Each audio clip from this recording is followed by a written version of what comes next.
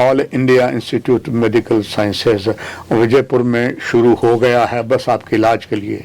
थोड़ी सी देरी है, मगर इससे पहले अलग अलग योग्य डॉक्टर जो है वो जनता को बहुत सी शिक्षा भी देते हैं। ये अपने आप में इतिहास जम्मू कश्मीर में पहली बार बना है और आज बहुत ही महत्वपूर्ण विषय है जिसके ENT डॉक्टर डार्विन कौशल, आप एडिशनल प्रोफेसर हैं ENT के इस विभाग में। सर, आपका स्वागत है और मुझे बड़ी खुशी है, हर्षोल्लास हूँ कि घातक बीमारी जो खास करके ओरल कैंसर में होती है उसमें डॉक्टर डार्विन जी आपकी महारत है और ये इतना घातक है कि ये आपका जो साइंस है वो इसको एक माह के लिए लगातार बनाता हो। दर्शकों के लिए जानना चाहूँगा क्यों बनाते हैं, वजह क्या है, फिर चर्चा को आगे बढ़ाएंगे एक आपको डॉक्टर और शिक्षक के नाते दर्शकों के लिए। नमस्कार साथियों, तो जैसा आप जानते हैं कि April month oral cancer awareness month के रूप में मनाया जाता है, जिसका एकमात्र उद्देश्य है लोगों में कैंसर के प्रति जागरूकता। क्यों? क्योंकि ये देखा गया है कि बहुत सारा हमारा जो एक वर्ग है, चाहे उसको हम कम उम्र वाले लोगों की बात करें या ज्यादा उम्र वाले लोगों की बात करें, वो बहुत ज्यादा एक बड़ा स्पेक्ट्रम हमारा ओरल कैंसर यानी मौखिक कैंसर के रूप में उससे अफेक्ट हो रहा है। तो इस चीज को रोकने के लिए, early identification and early treatment के लिए इस अप्रैल मंथ को अवेयरनेस मंथ के रूप में मनाया जाता है। डॉक्टर डार्विन कौशल, अक्सर मैंने देखा है जब इंटरटेनमेंट के लिए, बहुत सी सीख लेने के लिए हम बड़े पर्दे पर जाते हैं और उस वक्त जब फिल्म शुरू होने से पहले ही एक बहुत बड़ा विज्ञापन आता है, वो यही कॉशियस करता है this is a most dangerous. सरकार गंभीर है और एम्स जम्मू और ज्यादा गंभीर है। दर्शक ये जरूर जानना चाहेंगे, आपने जो मकसद बता दिया, साथ ही साथ ये मुंह के कैंसर के जो हैं सबसे ज्यादा होते हैं, इसके डॉक्टर डार्विन कौशल लक्षण क्या आते हैं? अगर हम लक्षणों की बात करें तो सबसे इंपॉर्टेंट लक्षण हमारे कोई भी मुंह में छाला जो 2 या 3 सप्ताह से ठीक ना हो।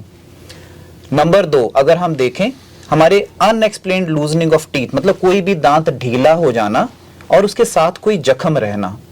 नंबर 3, हमारी गर्दन में कुछ गांठों का पैदा होना, या फिर हमें लगता है कि अगर हमारे कोई खाने पीने में दिक्कत आ रही है, जैसे हम बोलते हैं painful swallowing, difficulty in swallowing, तो ये कुछ लक्षण हैं जिससे हम कैंसर का प्रारंभिक रूप से मतलब उनका पता लगा सकते हैं।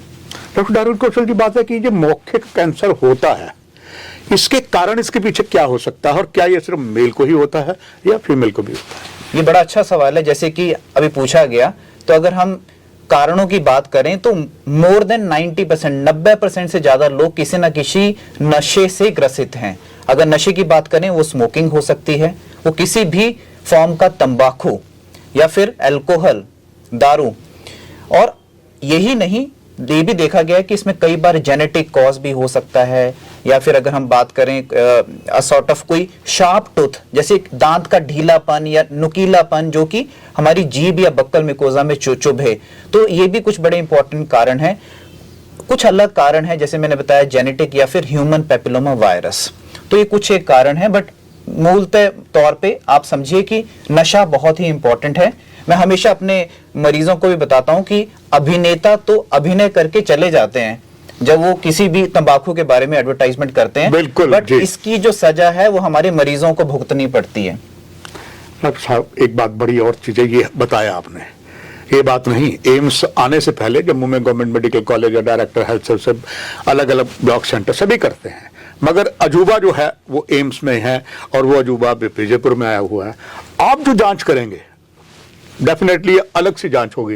दर्शक उत्सुक होंगे जानने के लिए, ये जांच आप जो करते हैं ये कौन सी जांच होती है और कैसे करवाई जाती है? Is it aims Jammu is now fully equipped for this treatment? और इसके लिए देखिए, अगर मैं जांच की बात करूं तो बहुत ही बेसिक टेस्ट है जो इसका जिसके लिए हम कैंसर कंफर्म कर सकते हैं, वो है बायोप्सी, मतलब मांस के टुकड़े की जांच।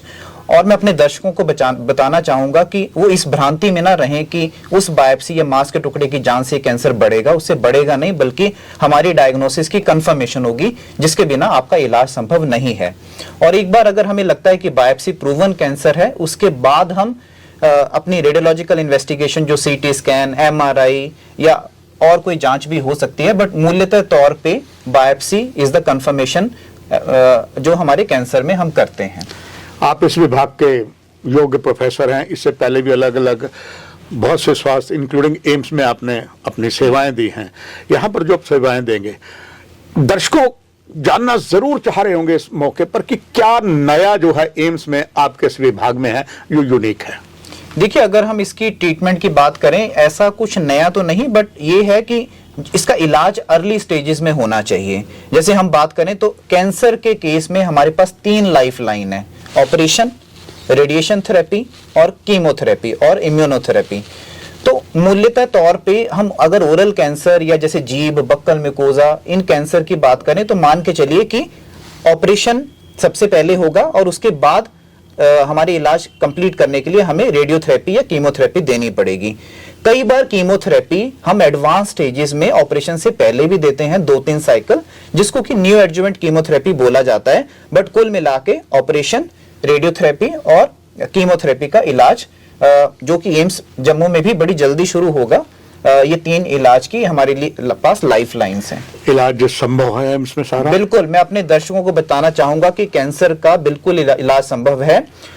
अपने सिम्टम्स को बिल्कुल भी इग्नोर ना करें, जल्दी से जल्दी हॉस्पिटल दिखाएं अगर कोई भी इनमें से लक्षण आपको लगता है, और ना कि स्टेज 1, इनफैक्ट स्टेज 4 तक भी कई बार इलाज संभव हो जाता है, अगर, क्योंकि हमारे पास जो विंडो पीरियड है वो तकरीबन 1 से 2 महीने तक रहता है। तो अगर उसके अंदर अंदर आप आते हैं तो कई बार इलाज संभव हो जाता है और हमारा मरीज एक नॉर्मल जिंदगी जीता है। डॉक्टर डार्विन कौशल ने आपको महत्वपूर्ण जानकारियां दी हैं, मगर एक ऐसा संदेश पूरे आप सबके लिए जो गागर में सागर भरेगा। डॉक्टर साहब, आखिर में आपका एक संदेश सभी दर्शकों के लिए। जैसा कि आप जानते हैं कि अप्रैल महीना ओरल कैंसर अवेयरनेस मंथ के रूप में मनाया जाता है, जिससे कि मेरा उद्देश्य है कि जिन भी मरीजों को मुंह में छाले जो 2 या 3 हफ्ते तक ठीक ना हो, दांत का ढीलापन जिसमें साथ में कोई जख्म पाया जाए, या फिर निगलने में दिक्कत, या फिर गले में गांठें, या फिर मुंह में कोई ऐसा जख्म जिसकी दर्द कान तक आए या गले में निगलने में दिक्कत हो, तो तुरंत निकटतम ENT डॉक्टर को दिखाएं व ये कंफर्म करें कि कहीं आप कैंसर जैसी घातक बीमारी से ग्रसित तो नहीं हैं। सो यही मेरा आपको मैसेज है जिसको आप फॉलो करें। धन्यवाद। यही कार्यक्रम की समाप्ति। नमस्कार।